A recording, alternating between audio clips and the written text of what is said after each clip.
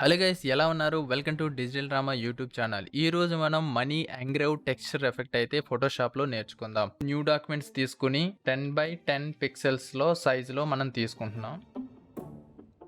Resolution 72 పెట్టుకుంటున్నాను.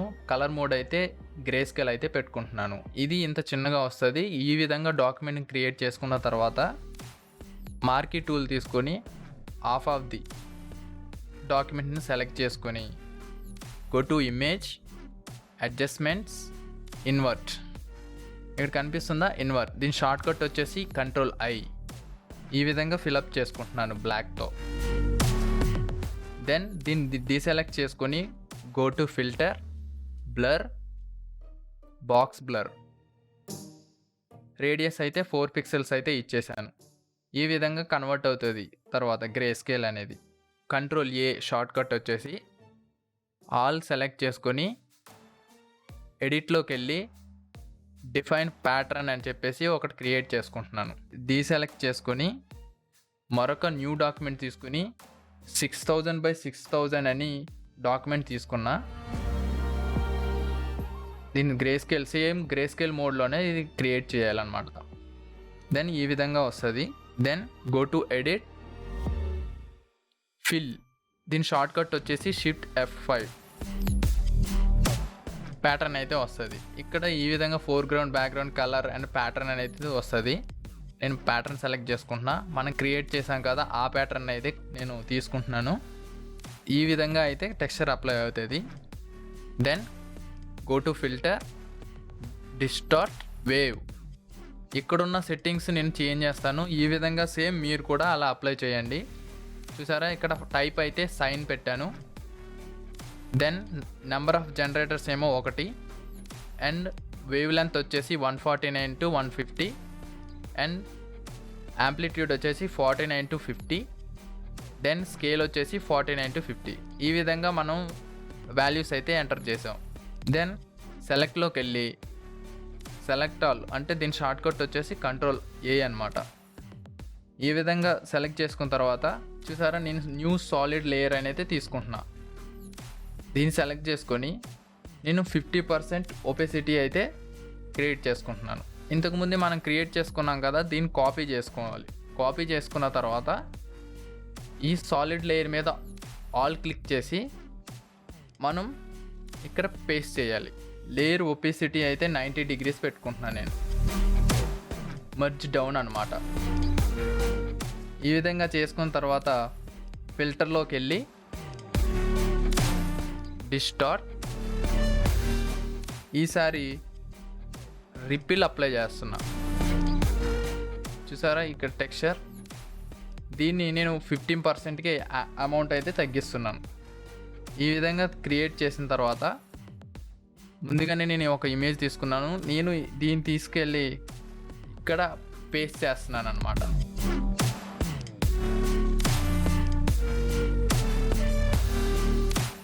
ఇక్కడ paste చేశాను. మీరు జూమ్ చేస్తే ఈ టెక్స్చర్ ఎఫెక్ట్ అనేది మీరు చూడొచ్చు. నేను దీని బ్లెండ్ మోడ్ అయితే హార్డ్ మిక్స్కి కన్వర్ట్ చేస్తున్నా. ఫస్ట్ ఆఫ్ ఆల్ ఇది క్రియేట్ చేసుకునే ముందు ఈ ఫోటోని మనం Ctrl+U నొక్కి డీసాచురేట్ అయితే చేస్తున్నా.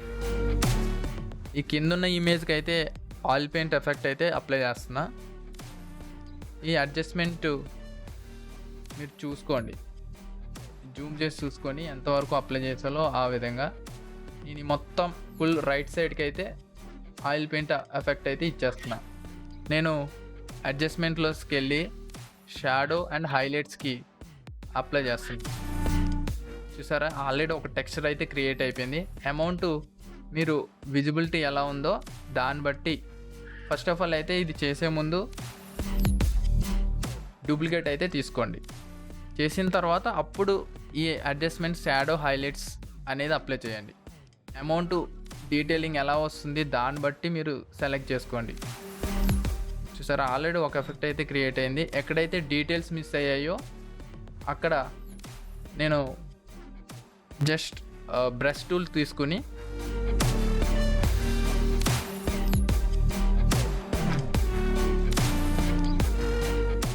కనిపిస్తుందా, ఈ విధంగా మనం ఇంకా స్మూత్నెస్ రావాలంటే ఈ కింద ఉన్న దాన్ని డూప్లికేట్ తీసుకుని again and again oil paint ఎఫెక్ట్ని అయితే అప్లై చేయాలి. నేను 3 to 4 టైమ్స్ అయితే అప్లై చేస్తున్నా. అప్లై చేసిన తర్వాత ఎఫెక్ట్ అనేది ఈ విధంగా క్రియేట్ అవుతుంది. మనకి ఎక్కడైతే డీటెయిల్స్ కావాలో అక్కడ చెక్ చేసుకుంటూ ఈ విధంగా చేంజ్ చేసుకుంటూ ఉండాలి. నేను రొటేట్ 90 degrees టైపు నేను చేంజ్ చేస్తున్నా, ఎందుకంటే వేవ్ లెంత్ అనేది ఇది అడ్జస్ట్ చేయాలి కాబట్టి ఈ విధంగా మనం చేంజ్ చేసుకోవచ్చు. దెన్ నేను లెవెల్స్ అడ్జస్ట్మెంట్ అనేది ఈ ఫోటో మీద చేసుకుంటున్నా. Go to adjustment layers, levels. Zoom out చేస్తే ఈ విధంగా కనిపిస్తుంది. ఇలా క్రియేట్ చేసుకున్న తర్వాత దీనికి గ్రేడియంట్ మ్యాప్ అనేది అప్లై చేయాల్సి వస్తుంది. ఇక్కడ మీరు డిఫరెంట్ కలర్స్ అనేది మీరు అప్లై చేసుకోవచ్చు. నేను బేసిక్గా ఒకటి అప్లై చేసి చూస్తాను. డిఫరెంట్ గ్రేడియంట్స్ ఉంటే మీరు అప్లై చేసుకోవచ్చు, ఏ విధంగా మీరు ఈజీగా ఉంటుందో. మనీ అయితే గ్రీన్ కలర్లో ఉంటుంది కాబట్టి నేను బేసిక్ తీసుకుని క్రియేట్ చేస్తాను.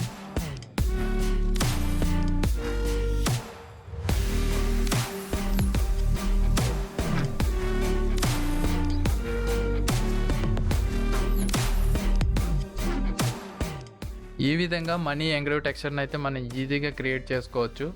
లెవెల్స్ అడ్జస్ట్మెంట్ ఇవన్నీ చేంజ్ చేస్తూ మీరు కూడా డిఫరెంట్గా ఈ విధంగా నాకైతే బ్లాక్ అండ్ వైట్లోనే నీట్గా కనిపిస్తుంది. ఈ విధంగా ఉంచేస్తున్నా. కలర్ కావాలంటే మీరు అప్లై చేసుకోవచ్చు. ఈ విధంగా మనం మనీ ఎంగ్రేవ్ టెక్స్చర్ని అయితే క్రియేట్ చేసుకోవచ్చు. చూసారా ఈ ప్యాటర్న్ అనేది ఎలా క్రియేట్ అయిందో. లాస్ట్ టైం అయితే ఒక సబ్స్క్రైబర్ కామెంట్ సెక్షన్లో కలర్ గ్రేడింగ్ కానీ ఏదైనా కానీ ఎక్కువైనప్పుడు అది ఎలా చేంజ్ చేసుకోవాలి అని అడిగారు. ఈ విధంగా మనం ఫస్ట్ ఆఫ్ ఆల్ అయితే లేయర్ని అయితే డూప్లికేట్ చేసుకుని దాన్ని కన్వర్ట్ టు స్మార్ట్ ఆబ్జెక్ట్ కింద చేంజ్ చేస్తున్నా.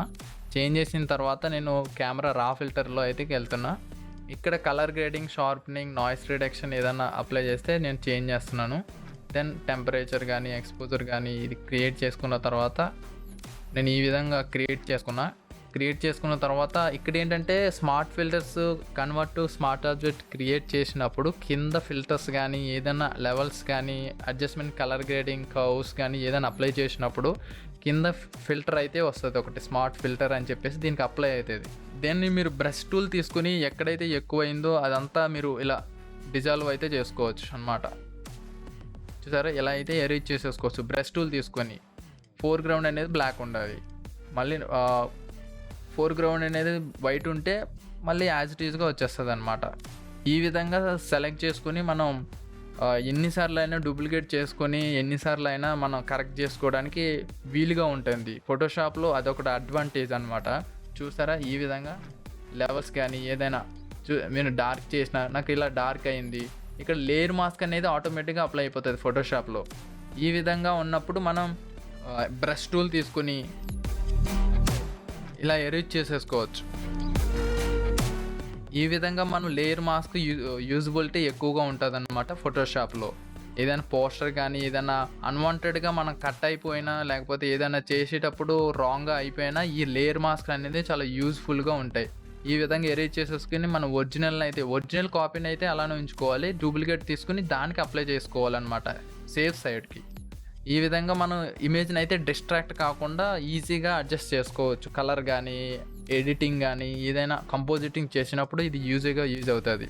మీకేమైనా డౌట్స్ ఉన్నా ఏమైనా క్వశ్చన్స్ ఉన్నా కింద కామెంట్ సెక్షన్లో తెలపండి, నేను తప్పకుండా దానికి సమాధానం ఇస్తాను. మరొక వీడియోతో మీ ముందుకు వస్తాను. Signing off.